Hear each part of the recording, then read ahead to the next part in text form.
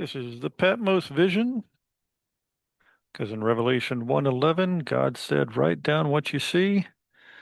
So the book of Revelation, you might know it used apocalyptic language, that is symbolic language, to describe the Roman Empire, its wealth, its abuses, and the worship of its emperor. My personal policy is that if anyone says they truly understand the book of Revelation, I cross the sidewalk and then run the other direction.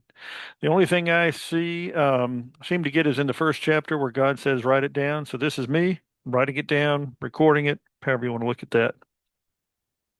So today we are looking at the Unitary Executive Theory. Now, it's a theory used by the Supreme Court of the United States, lawyers, political theorists, to justify an even stronger president. Just to be clear, this is not going to be an exhaustive discussion on the topic, just enough to help you understand the issue and what might be at stake. So, the Unitary Executive Theory, it's a constitutional law theory holding that the President of the United States possesses sole authority over the executive branch. Now, supporters trace the theory's origins back to debates at the Constitutional Convention of 1787, particularly the Virginia Plan, which emphasized a single executive. This definition here, this is Legal Information Institute at Cornell University is where I got that. Now, this idea has a certain amount of logic to it. It amounts to the idea that the president, as head of the executive branch, controls everything in the executive branch. Now, that makes a certain amount of sense, right? The problem is that it limits the oversight capability of both the Congress and the courts. Congress has designed and funded some government agencies to be at least somewhat insulated from the political process. These are often referred to as independent agencies. Now, Congress does this because it doesn't want the mission of these agencies, their funding or their leadership, to be as subject to politics as well as they are themselves. So, one of the questions that comes up is, can the president appoint and fire anyone in the executive branch at any time? And the answer is no. Now, these are some of the independent agencies. As you look at this list, think about the impacts if these organizations were all driven by politics and ideology instead of at least decently planned policy.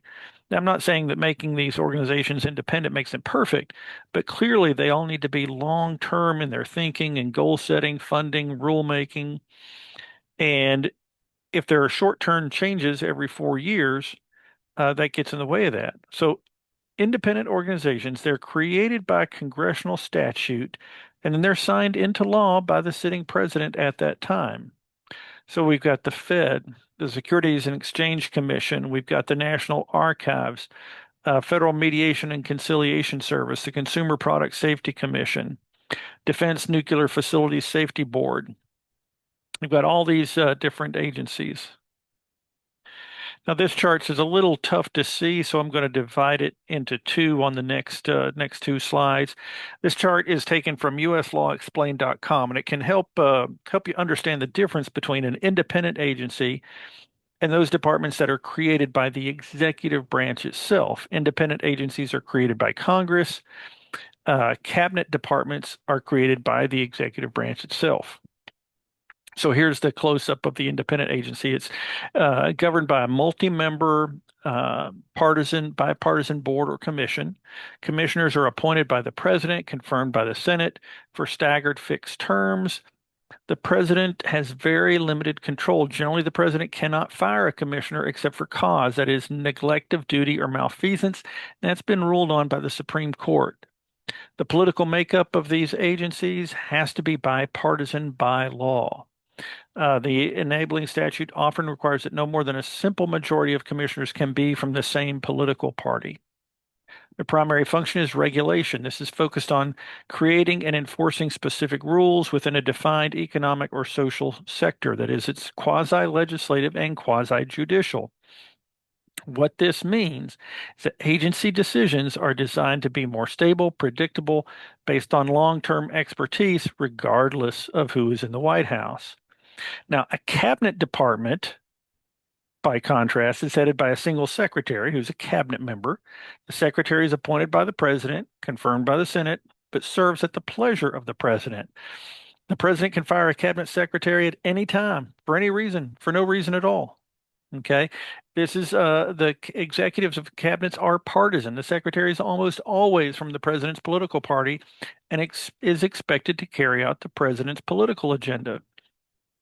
There's also broad policy execution, implements and administers wide-ranging federal laws and presidential priorities. Department policies can change dramatically and quickly with the new presidential administration.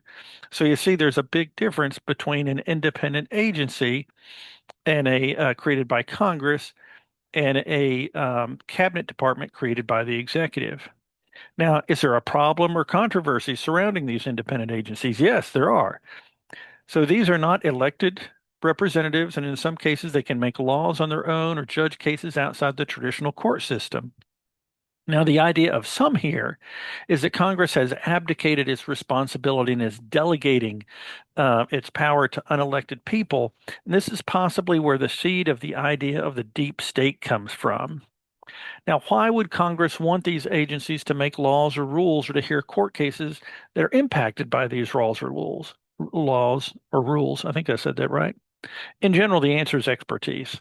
Not everyone in Congress is an engineer or a doctor or a scientist or is familiar enough with finance to have the requisite level of expertise and information to decide what certain standards should be.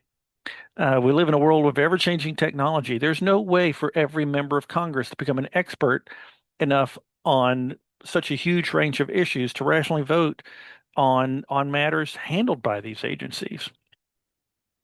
Now, to come full circle, the unitary executive theory is the idea that regardless of whether an agency was created in a certain way by Congress, that was agreed to by the president at the time of passing, the current president can do what they want to with those agencies. More broadly, the idea is that the president can override the wishes of the Congress or the judiciary on matters pertaining to the executive branch. That's the unitary executive theory. Now, I'll put some links to some articles in the comment section, and I'll try to answer questions in the comment section as well.